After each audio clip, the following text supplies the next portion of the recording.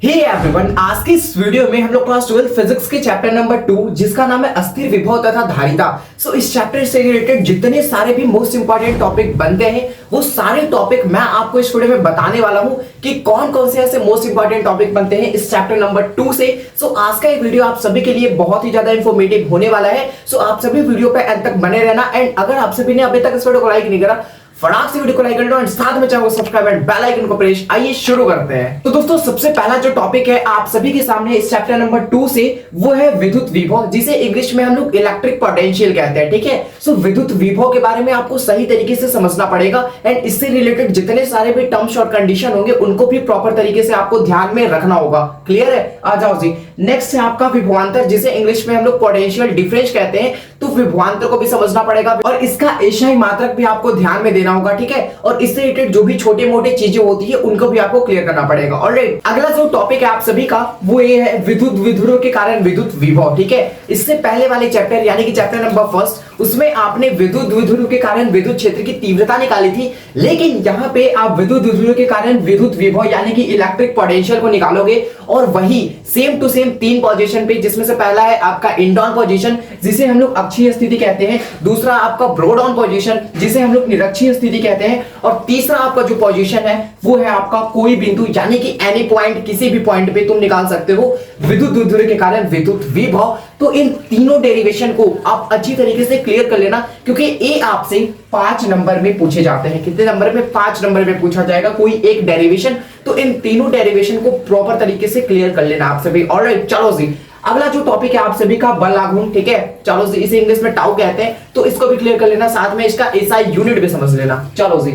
Next है आपका समविभवी तल। ठीक है, तो विद्युत क्षेत्र में एक ऐसा तल होता है जहां पे हर एक पॉइंट पे, ठीक है, आपका विभव का जो मान है वो समान होता है, वही आपका समविभवी तल कहलाता है। तो समविभवी तल के बारे में भी अच्छी तरीके से आप समझ लेना डिटेल में। आगे संधारित्र यानी कि कैपेसिटर, संधारित्र की धारिता, कैपेसिटेंस ऑफ कैपेसिटर, इसे भी आपको समझना पड़ेगा। क्लियर है? गोलीय संधारित्र, देखो गोलीय संधारित्र की धारिता। ठीक है, गोलीय संधारित्र की धारिता। आगे बढ़ने से पहले सब्सक्राइब कर देना आप सभी, क्योंकि इस टाइप के जो भी हेल्पफुल कंटेंट है एजुकेशन रिलेटेड वो आपको केवल यहीं पे मिलते हैं, फिजिक्स वाले भैया यूट्यूब चैनल पे ही। तो सब्सक्राइब कर देना आप सभी। चलो जी।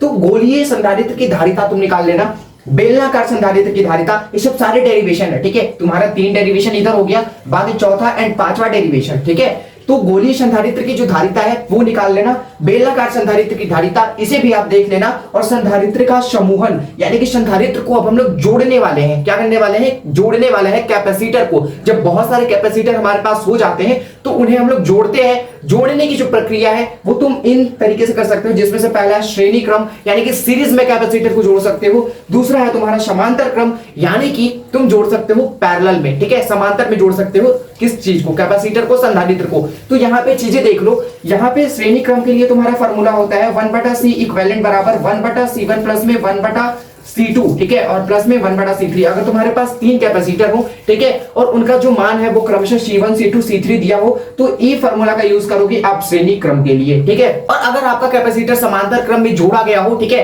तो आप उसके लिए फॉर्मूला यूज करोगे C इक्विवेलेंट बराबर C1 प्लस में C2 प्लस में C3। ठीक है, इसके ऊपर हम लोग छोटे मोटे न्यूमेरिकल करेंगे नेक्स्ट वीडियो में। ठीक है, आज के इस वीडियो पे चैप्टर नंबर 2 से रिलेटेड जितने सारे भी आपके मोस्ट इंपॉर्टेंट टॉपिक बनते हैं वो सारे टॉपिक मैंने आपको बता दिए। इनमें से एक भी टॉपिक आप नहीं छोड़ना, नहीं तो आपका बहुत ही बड़ा मतलब दिक्कत हो जाएगा, प्रॉब्लम हो जाएगा आपके बोर्ड एग्जाम में, क्योंकि सारे के सारे इंपॉर्टेंट टॉपिक है चैप्टर नंबर 2 के। तो इसे जरूर से जरूर क्लियर कर लेना। एंड चैप्टर नंबर 1 में कौन कौन से इंपॉर्टेंट टॉपिक है, अगर आप सभी ने उस वीडियो को नहीं देखा तो जाकर फटाक से देखो, मैं लिंक नीचे डिस्क्रिप्शन में प्रोवाइड कर दूंगा।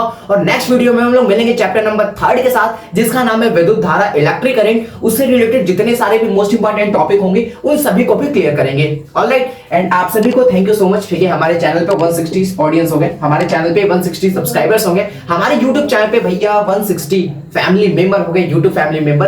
तो आप सभी को दिल से धन्यवाद। और जो हमारी टारगेट है कि बदलना बिहार है, वो तो मैं एक दिन बदल के रहूंगा। इसके लिए चाहे मुझे जितनी भी मेहनत करने पड़े, जितना भी पसीना बहाना पड़े, उस चीज के लिए मैं रेडी हूं। ठीक है, बस आप सभी अपना सपोर्ट बना रखो। एंड चैप्टर नंबर 2 हमारा क्लियर हो गया, मिलते हैं चैप्टर नंबर 3 के साथ। तब तक के लिए आप सभी को be positive and keep doing, wish all the very best. Thank you so much आप सभी को, लव यू मच।